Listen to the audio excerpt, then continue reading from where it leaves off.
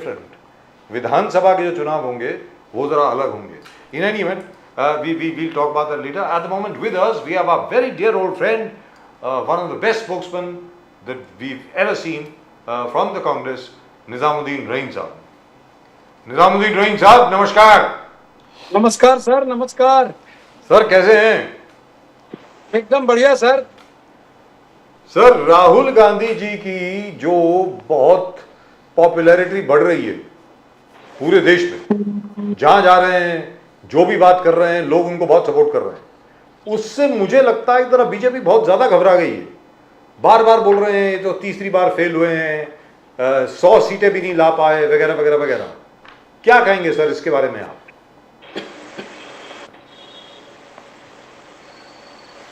निजाम साहब,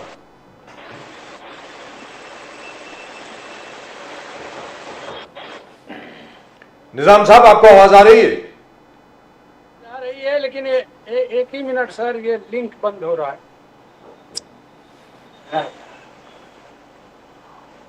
I'm sure it'll be all right. We'll wait for Nizam Saab to come right back. Earlier, Nizam Saab used to have the best network. Yes. आजकल जरा थोड़ा मुझे लग रहा है कोई नई टेक्नोलॉजी का प्रयोग कर रहे हैं। लोग कह रहे हैं कि कॉल आ रहे थे, कॉल। हाँ, अगर उनको कॉल आएगा फिर तो साहब ये कट जाएगा कनेक्शन। वो तो बिल्कुल दुरुस्त बात है, but it is absolutely true. I think the BJP. Hello ji बिल्कुल, जी सर मैं आपसे ये कह रहा था कि राहुल गांधी जी की जो बढ़ती पॉपुलैरिटी और जिस प्रकार, वो देखिए ना, अगर आपको फुटेज दिख रही हो अभी तो, अरे वो जिस प्रकार वो उसका मिस्त्री का काम कर रहे हैं, मेसन के साथ खड़े होके, मतलब ये मैंने कभी देखा नहीं है पहले। निजाम साहब,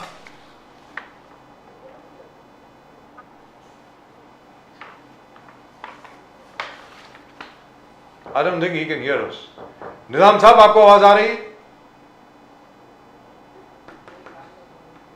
Yes. Ji, I think want we'll to, have to yes. stop. We'll just. जी, जो आप बोल रहे थे कि why they can't the caste vote share जो है, where you talking about Tejasvi Yadav, it just doesn't match because I think BJP has knit up a very good caste combination to see they ensure the win. Bharatiya Janata Party, Janata Dal United, LJP, and they've got that Manji and the entire people with him. So they have the vote share with them, and it becomes very difficult to beat them whatever you do. Now वो आपको समझा रहे the थे only thing is if they can get Nitish Kumar back with them. Yes, If they get Nitish Kumar back, then it's over. then JDU, RJD and Congress, Then it's they'll over. sweep the election. Then they'll sweep the elections. That's it. Yes. But Nitish Kumar. Otherwise they'll fall short. Irrespective of anything else, even if they increase their vote share, Nothing happens. they'll probably fall short of winning. Yes. That's what happens. That's exactly happened now and before that also. So yes, as you Because said, Pradeep ji- get Nitish Kumar on board. If they had got their caste combination right, if they had got it right in Bihar, you know, the BJP would have been stuck at about 225 or 220 Less than seats. that.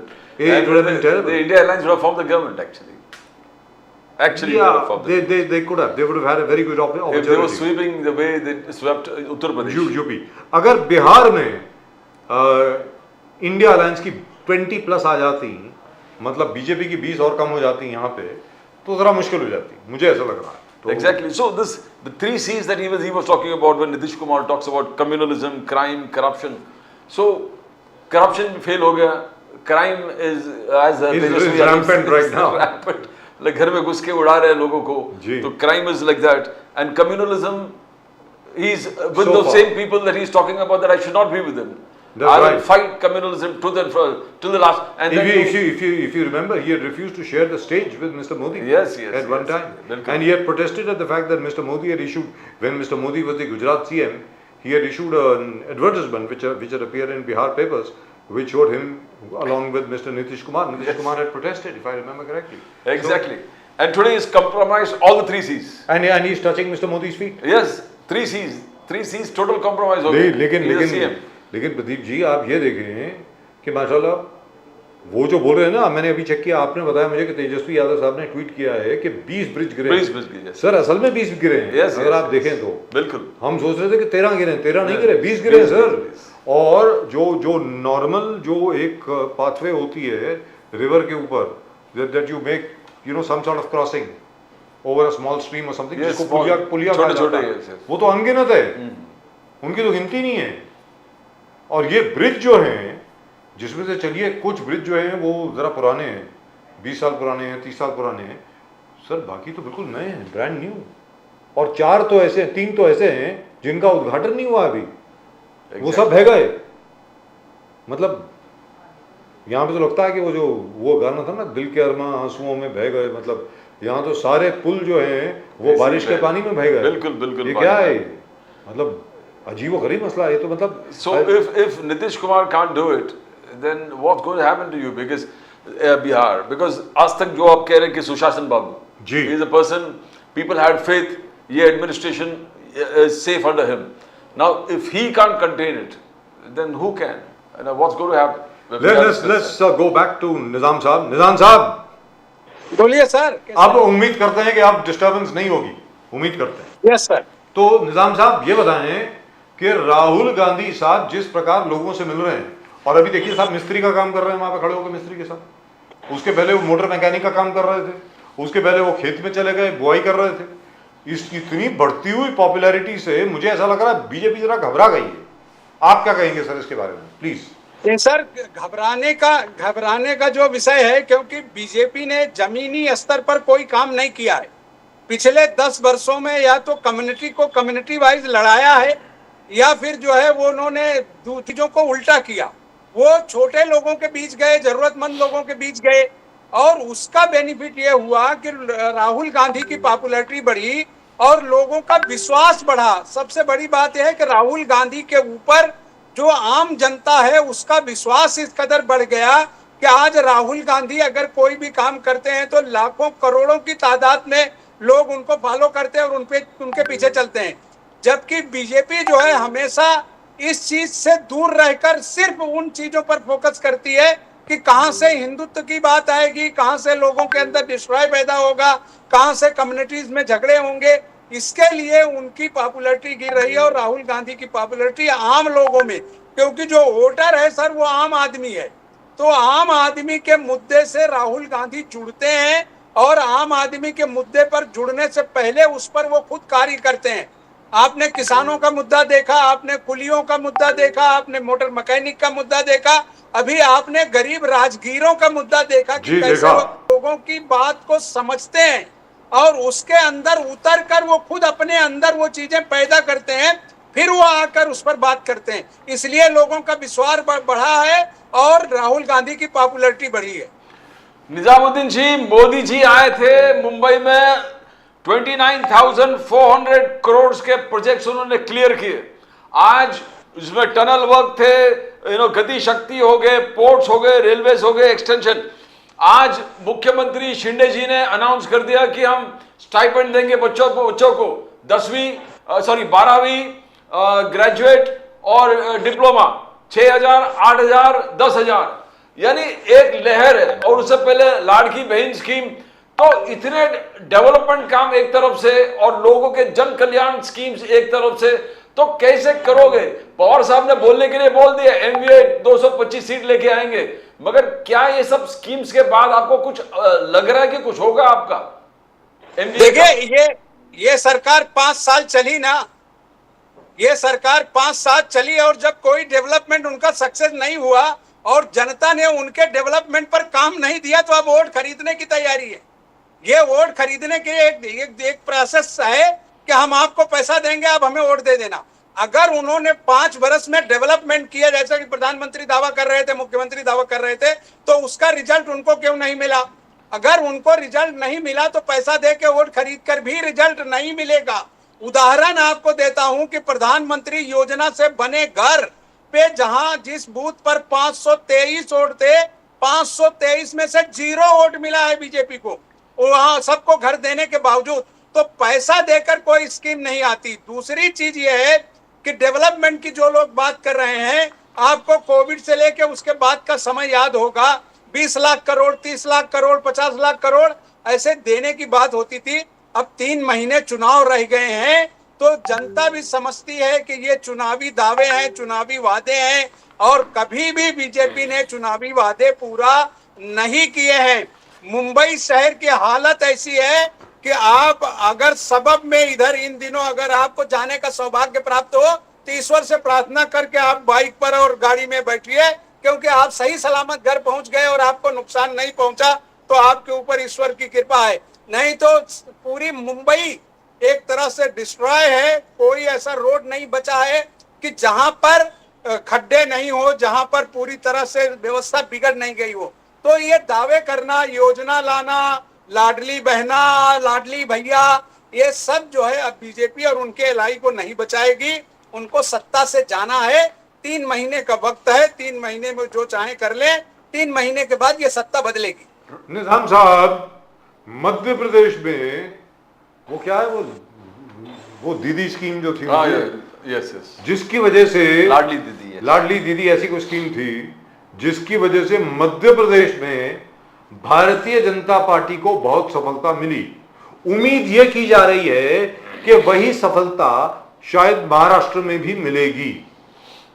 निजाम साहब, sir मैं मान सकता हूं कि मध्य प्रदेश में शिवराज की सरकार में ये इस व्यवस्था का बहुत प्रचार किया गया कि लाखों बहनों ने उनको वोट किया, लेकिन महाराष्ट्र की सिचुएशन अलग है। प्रधानमंत्री ने अपने भाषण में ये कहा कि हम मुंबई को हब बनाएंगे फाइनेंशियल। तो हब कैसे बनाएंगे? पैसा आने वाली सारी एजेंसियों को आप गुजरात लेके चले गए, पैसा देने वाली एजेंसियां मुंबई में रही नहीं, तो हब बनाएंगे कहां? 8 लाख करोड़ का आपने कर्जा ये सरकार लेकर दे रही है। कारपोरेशन के पास 94,000 करोड़ रिजर्व फंड होता था, वो आपने सब निकाल लिया। तो पैसा आएगा कहां से जो 3 महीना में ये देंगे? अभी तो जो योजनाएं हैं वही नहीं पूरी हो रही है, नई भर्ती कुछ नहीं हो रही है, सारा डेवलपमेंट का काम रुका है। ये सब कागजी चीजें हैं और प्रधानमंत्री तो मास्टर हैं अनाउंसमेंट करने में, आपको नई नई तरतीबें लाके रोज बता जाएंगे, लेकिन पैसा कहां से आएगा? उस पर श्वेत पत्र जारी करके मुख्यमंत्री को बताना चाहिए महाराष्ट्र की जनता को कि हमने कर्जा लेने के बावजूद भी हम पैसा लाएंगे। अरे अभी वो कर्ज भरने को ब्याज का पैसा नहीं है, सरकार की सब चीजें धीरे धीरे गिरवी हो रही हैं। पैसा लेके घी पीने वाला काम करके, योजना दिखाकर, छल कपट करके बीजेपी के साथ मुख्यमंत्री भी शामिल है, वो ये योजना सक्सेस नहीं कर पाएंगे।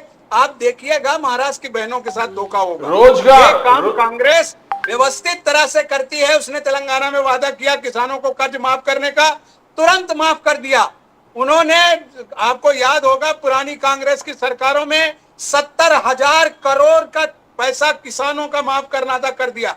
तो ये जो करना और उसकी व्यवस्था करना, ये इनके यहाँ नहीं है और ये सिर्फ अभी सपने देख रहे हैं। रोजगार, मोदी जी ने कहा कि रोजगार का आंकड़ा देखिए, रोजगार मनमोहन सिंह के वक्त 2004 से 14 तक पूरे 2.9 करोड़ रोजगार प्रोवाइड किए थे मनमोहन सिंह जी, सिर्फ 2.9 करोड़। मोदी जी आंकड़ा दे रहे 2014 से लेकर 23 तक मोदी जी ने 12.5 करोड़ नौकरियां दिलाए इस देश को। और आगे आरबीआई रिपोर्ट उन्होंने कोट किया, आरबीआई की रिपोर्ट के हिसाब से पिछले 4 साल में मोदी जी ने 8 करोड़ नौकरियां इस देश को उपलब्ध करा के दिया, क्रिएटेड 8 करोड़ जॉब्स। और आप मोदी जी का कहना, राहुल गांधी जी चिल्ला चिल्ला के बोल रहे हैं अनएम्प्लॉयमेंट परम सीमा पर पहुंच गए, 9.2% बेसिक लाइवलीहुड इफेक्ट हो चुके हैं। राहुल गांधी जी झूठ बोल रहे हैं, ये मोदी जी का कहना है। निजामुद्दीन जी, अभी आपने देखा होगा नाम्बियार जी, अभी बहुत छोटी सी घटना है। 3 दिन पहले महाराष्ट्र के एयरपोर्ट पर एक 5,000 लोगों की वैकेंसी थी, 5 लाख लोग पहुंच गए शहर में। 5,000 नहीं सर, 1800 मुश्किल में हालत ये हो गई है, 1800 फ्री का अनाज दे के भी लोगों को नहीं जोड़ पाएंगे जी सर। अब 5,000 वैकेंसी निकलने वाली है तो 5 लाख कैंडिडेट रेडी हैं जी। अब झूठी बातें करके ये धोखा दे के कि हम 2 करोड़ 5 करोड़ देंगे, छोटी छोटी नौकरियां नहीं दे पा रहे हैं। जो चीजें खाली पड़ी हैं वो सब खाली पड़ी हैं। तो इसलिए ये एक भ्रम फैलाने का काम है। ये काम कांग्रेस की सरकारों में जितने अपॉइंटमेंट्स हुए हैं उसका 10% भी मोदी सरकार ने अब तक नहीं किया है। ये मैं नहीं कर रहा हूं, उनका आंकड़ा है। अगर आपने देखा हो कैग की, अभी कैग की करंट रिपोर्ट में कैग के लिए ऑफिसर ने कहा है कि सरकारें ये समझ लें कि फ्री बांटना और जो करने का काम है पहले वो समझ लें कि वो पैसा कहां से आएगा। यानी कैग खुद मना कर रहा है कि आप इस तरह की चीजें नहीं कर सकते। अब ये चुनाव जीतने के लिए इस तरह की बातें करना कि हम नौकरियां दे देंगे, अरे नौकरियां छीनी जा रही हैं सर, रोज निकाले जा रहे हैं बड़े बड़े सेक्टर से लोग, गवर्नमेंट के नई अपॉइंटमेंट्स नहीं हो रही हैं। आप बीएमसी में, स्कूलों में जितनी चीजें वैकेंसीज खाली हैं वो दोबारा भरी नहीं गई, 7 साल होने को आ गया है। तो इस तरह की बातें करके जनता को अब आप धोखा नहीं दे सकते। जनता ने इनको सबक सिखाना शुरू कर दिया है।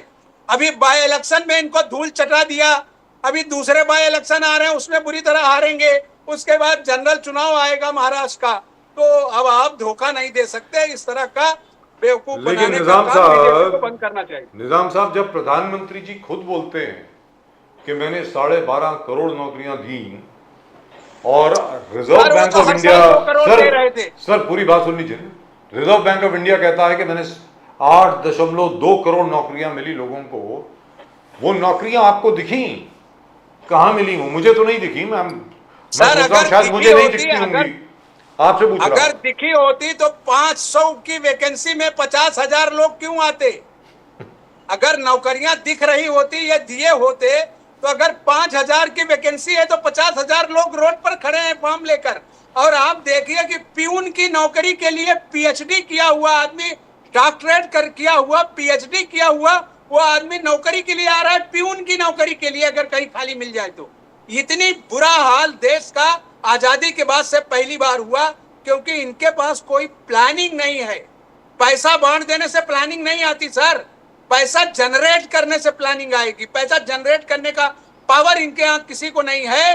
कर्जा लेके अगर किसी को खिलाना है तो कर्जा लेके तो कोई भी बादशाह कर सकता है, और वो कर्जा देश को चुकाना है। कहां से चुकाएगा देश?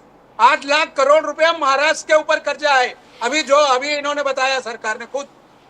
जी दुरुस्त बात। निजामुद्दीन जी, मगर अमित शाह जी का कहना है कि कांग्रेस ने अगर धोखा दिया, अगर धोखा किसी ने दिया तो कांग्रेस ने धोखा दिया। पिछड़े समाज को कांग्रेस ने धोखा दिया, ओबीसी समाज को कांग्रेस ने धोखा दिया। उन्होंने नेहरू जी के वक्त से कहा कि काका कालेकर कमीशन रिपोर्ट आए थे, नेहरू जी ने कोल्ड बॉक्स में डाल दिया। 1980 में इंदिरा गांधी जी के सामने मंडल कमीशन के रिपोर्ट लागू करने का वक्त आया, उन्होंने शर्म कर दिया, बात ही नहीं किया उस विषय में। 1990 में Rajiv Gandhi ji opposed OBC reservation, वो सिर्फ मोदी जी है। मोदी जी अकेले कॉन्स्टिट्यूशनल रिकॉग्निशन दिया ओबीसी समाज को, ओबीसी कमीशन अपॉइंट ऑथराइज करके कमीशन बना के दिया ओबीसी को, वो मोदी जी ने किया। ये अमित शाह जी का कहना है, तो क्या इसमें सच्चाई नहीं है निजामुद्दीन जी? उन्होंने कहा कि अगर ये सच्चाई है तो मेरी बात सुन लीजिए। 23 साल जो है अपोजिशन की सरकारें रही हैं, 7.5 साल अटल जी रहे, 10 साल मोदी जी रहे, देवगौड़ा की सरकार रही, गुजराल की सरकार रही, ये सब सरकारें मिला के 23.5 साल इन्होंने क्या किया? 50 साल पहले मरे हुए नेहरू की जूतियां अभी तक ये सीधी नहीं कर पा रहे हैं, और नेहरू को लेकर देश में भ्रम पैदा कर रहे हैं। नेहरू के नाखून के बराबर भी मोदी जी और 50 साल नहीं आप जा पाएंगे। अभी आप 10 साल तक जो खाए हैं आप, वो हिंदू मुस्लिम करके आपने खाया। आज भी महाराष्ट्र का देश के अलग अलग कोनों में हिंदुत्व की गलत भावनाओं का प्रचार करके आप जो है नुकसान पहुंचा रहे हैं, और दोहाई देते हैं कभी नेहरू को, कभी सरदार पटेल की, कभी दूसरे की। आपने 27 सालों में आपने क्या किया?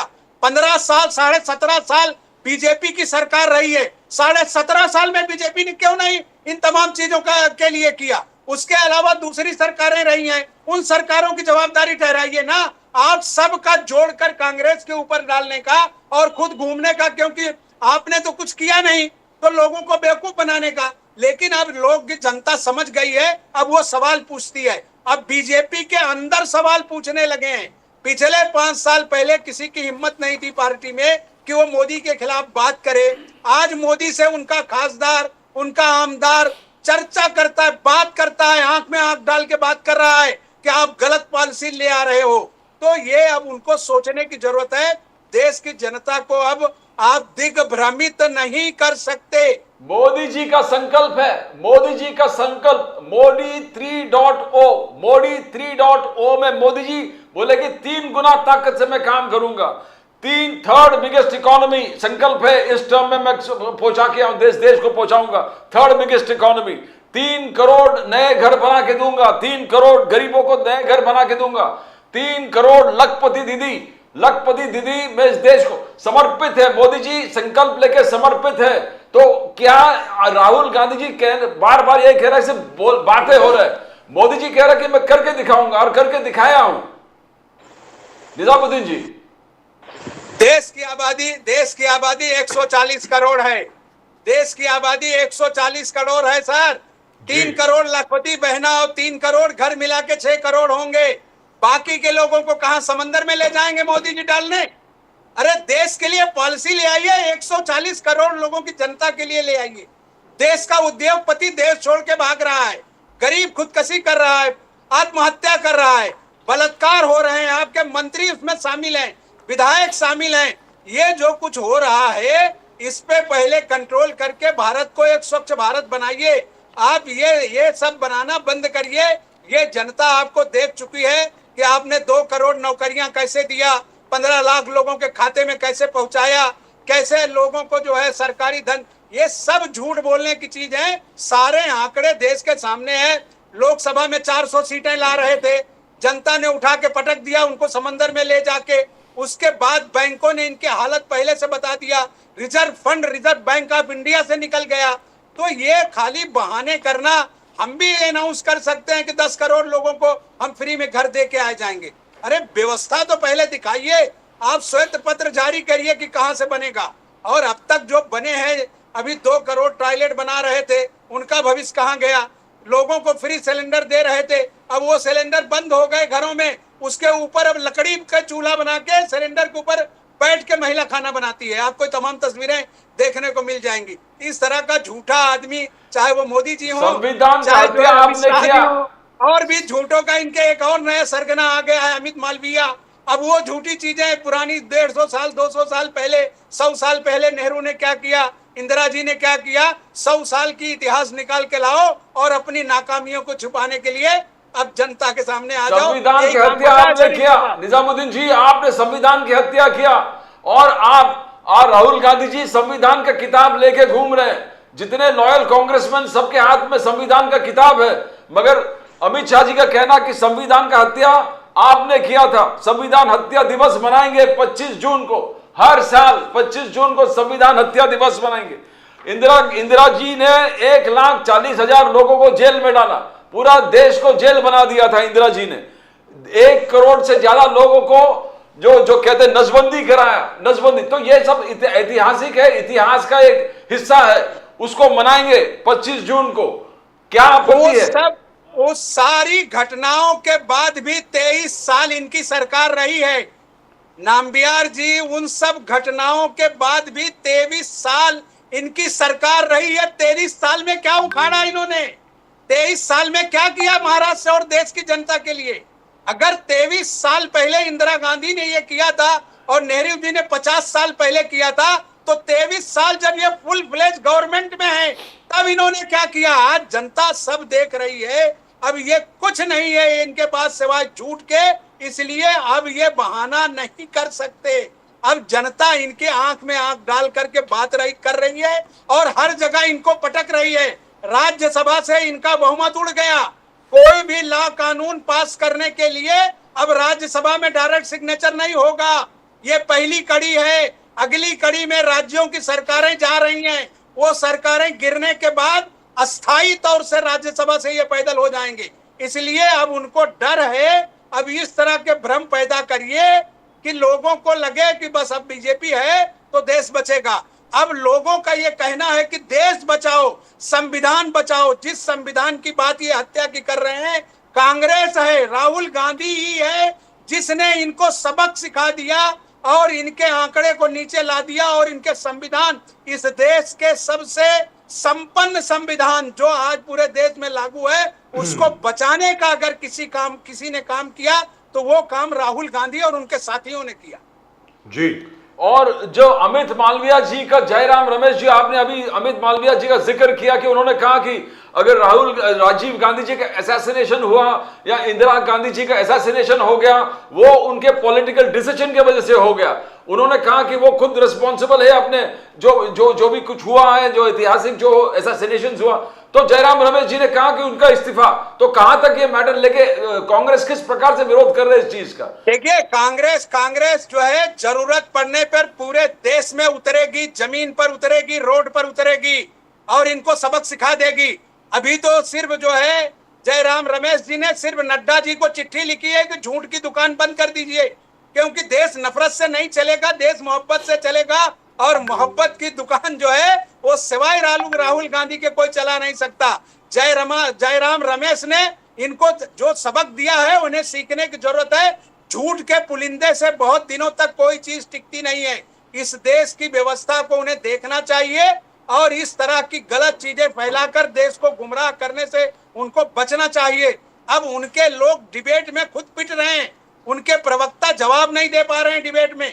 तो इससे ये साफ जाहिर है कि अब अमित मालविया इस तरह की छिछोरी हरकत जो कर रहे हैं, जो किसी को लांछनित कर रहे हैं, अगर हम भी यही करने पर आ जाएंगे तो इनके चेहरों पर कालिक पहले से पूछ जाएगी।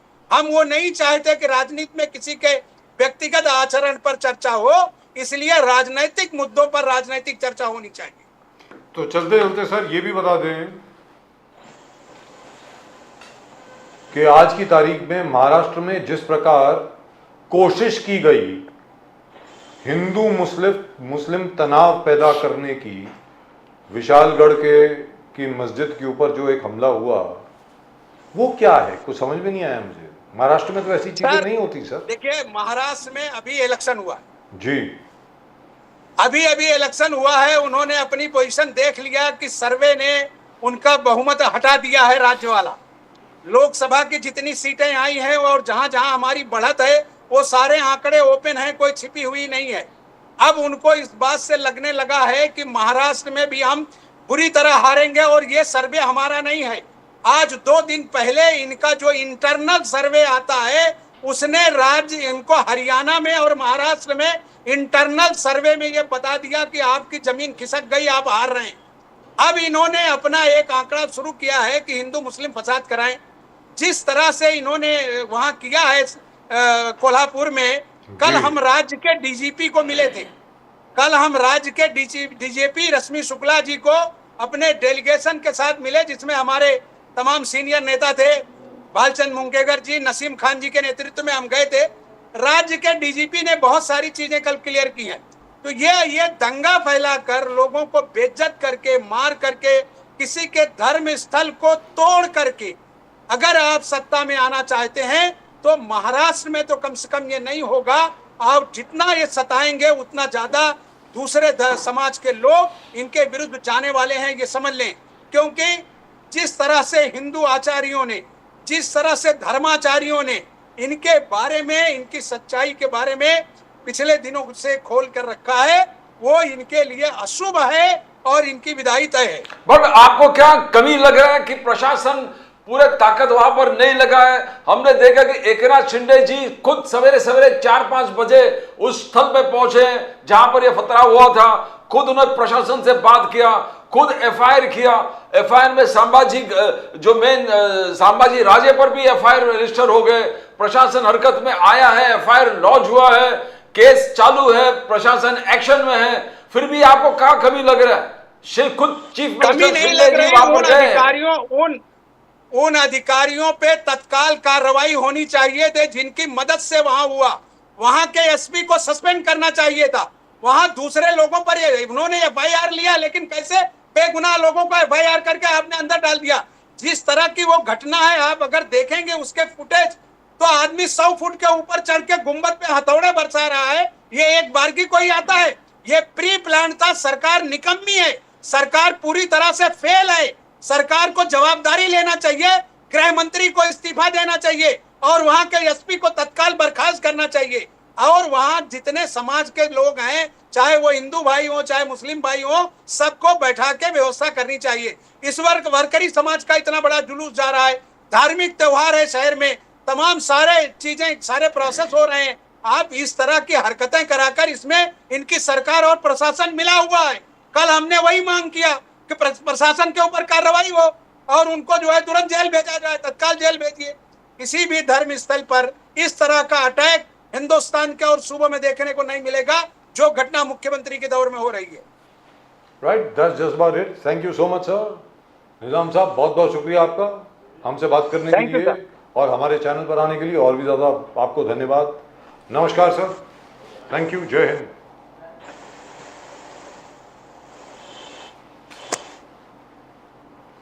Wait, what happened at Kolhapur was terrible actually. It shouldn't have happened. But I think things are under control now. I mean, I hope so. yes. I really and truly hope so. I don't think the BJP or the Eknath Shinde Sena or Ajit Dada Pawar would allow such a thing to happen. I don't think they will. Very strict about it. They are usually very, very responsible. But in terms of the announcements made with regard to the stipends announced for graduates, for diploma holders and for 12th standard pass young men, I'm still not sure where they're going to get the money from because the amount involved is huge. I don't know whether it's only going to be one person from each family or will it be just about everybody who's a graduate. I don't think they can actually pay everybody who's a graduate, can they? I mean, I don't But think so. they have announced it, and it's going to be a game changer the way things are. Because the Ladli Behna scheme is a fantastic success, where there is huge. Ladli Behna scheme is a fantastic success in Madhya Pradesh. Here, the applications are a big success. Let's see when they start receiving money. No, the very fact that it is announced and people are flocking, and there's a wild push to get the particular application form to the government, had to come up with new schemes of online, applications. शाखा में मिलेंगे, तहसीलदार के office में मिलेंगे, online application शुरू कर दिया है. It's a mad rush out there. And it's good. The sentiments for the Maharashtra economy is good, that the poor, the absolutely unemployed are going to get money in their hands. And they're going to spend the money and Maharashtra will prosper. That's the How many male graduates would there be in Maharashtra? Any idea, sir? Sir, even if there is an immediate influx of about 5,600 crores into the economy, where Maharashtra is concerned, and if the most poorest of poor will have 5,600 crores to spare and to spend, you look at how the economy is going to gain. That's one way of one dimension of that. The other dimension is where the funds are going to come from. That the government has to answer. I'm not sure. What are the number of graduates in Maharashtra? But the budget allocated is 5,600 for this. So they are going to spend 5,600 at least. They're going to give it to the. So which means there will be conditions. Maharashtra has 24 universities with a turnout of 160,000 graduates every year. हर साल 1,60,000 graduate Maharashtra में बनते हैं sir. और अगर पिछले 10 साल का ले लिया जाए तो इसमें मतलब 11,60,000 हो गए. अगर 11 लाख लोगों को भी मतलब 10,000 दिया जाए तो Pradeep ji, it works out to an amount which is humongous. मैं तो उस तरफ देख ही नहीं रहा हूँ. That is one way of looking at it. The other way of looking at it is आप 5,600 करोड़ इसको अलॉट कर दिया है. So which means you're going to spend this 5,600 immediately. No, Pradeep ji, इसका मतलब ये हुआ कि सबको नहीं मिलेगा. इसका मतलब conditions will apply. There'll have to be BPL. Let it start. I mean, मतलब कहने का मतलब ये हुआ जिसके पास नौकरी नहीं है, all those people who don't have a job, all those people who are not earning something from somewhere else, and stuff like that, and perhaps who are below the poverty line, then that is doable, very frankly. But if it is for everybody, I don't know how he's going to do it. But in any event, let's see how it goes. Let us see how it goes. It's huge. It's humongous. And if it succeeds, goodbye MBA. That's all that we can say. But when will the payout start? Because we are already in July, towards the end of July. The paperwork itself is going to take about 1.5 to 2 months. So which means we are looking at the first payout perhaps in October, September or October. As soon as they start the application forms they will process the application forms. And then very initially soon distribute there will it. be the electoral code of conduct, Yes. which will prevent payouts. But I think they will ensure at least one installment goes off I to show hope their so. commitment to the people of Maharashtra. I hope so for their sake. I hope so for their sake. Well, But then it's all, everybody promises. We had Rahul Gandhi लेकिन promising Pradeep ji 10,000. Ladli Behna के बारे में जो अरुण सावंत साहब ने कहा, last date for filing of the application is August 31st August. Sir अभी processing will take about a month and half. अभी राहुल जी ने 8,500 रुपया हर व्यक्ति के लिए बोले, महालक्ष्मी योजना. The government was not there at all. Yes. So we could have questioned them as soon as they come into power. But where we are questioning them, where we are questioning the Congress is कि जहाँ जहाँ आपकी राज्य सरकार है वहाँ तो आप देना शुरू करिए ना. 8,500 नहीं, किधर भी नहीं दिए. मैं वही बोल रहा हूँ, देना शुरू करना चाहिए कि अगर आप महालक्ष्मी स्कीम आप पूरे देश में आप लागू करना चाहते थे तो जहाँ जहाँ जिस राज्य में आपकी खुद की सरकार है वहाँ पर लागू कीजिए. So that you can show everybody कि भैया ये हमने यहाँ पे किया है, अब आप हमें बाकी जगह भी वोट दें. तो I think because Karnataka does not have money, Telangana is already short of money, Himachal Pradesh is the only state which is physically all right because it's a small state. But वो 1,500 तो दे ही रहे हैं. This is something that they can afford. 1,500 rupees और 2,500 rupees is still affordable compare to 8,500 और 10,000. But if they have promised, they should give. My point is, if you have promised something, you have to deliver. That's it. And you are in power in 3 states. Yes. 3 state में आप power में हैं, तीनों के तीनों में देना शुरू कीजिए. No, क्या है? I agree with you. Any party, wherever you are, you at least fulfill your promises. That's right. और सबको Even if it's unreasonable, please fulfill it. सबको ये विश्वास हो जाए कि भाई we mean business, कि हम लोग कर सकते हैं. वरना सबके सामने आकर के माफी मांगिए, भाई गलती हो गई. That's it. And I hope Mr. Shinde and Mr. Devendra Fadnavis and Mr. Ajit Pawar are actually able to make these schemes work. I really and truly hope they are. Because if they do, sir, Maharashtra की काया कलप हो जाएगी. Very frankly, अगर If everybody is spending, the economy is going to boom. and nobody's going to work. We hope they work. Right, that's just about it. In tonight's show, आज के show में सिर्फ इतना ही. और we'll of course be back with you tomorrow. और वो घंटी भी बज गई है, जरा सब्सक्राइब जरूर करें चैनल को, please do subscribe to the channel and do send in your comments. We love reading your comments even if they are somewhat colourful, but we love them. और प्रदीप जी और मेरी तरफ से और पूरे चैनल की तरफ से आप सब लोगों को जय हिंद, जय महाराष्ट्र, जय भवानी, जय शिवाजी, वंदे मातरम, Vande Mataram.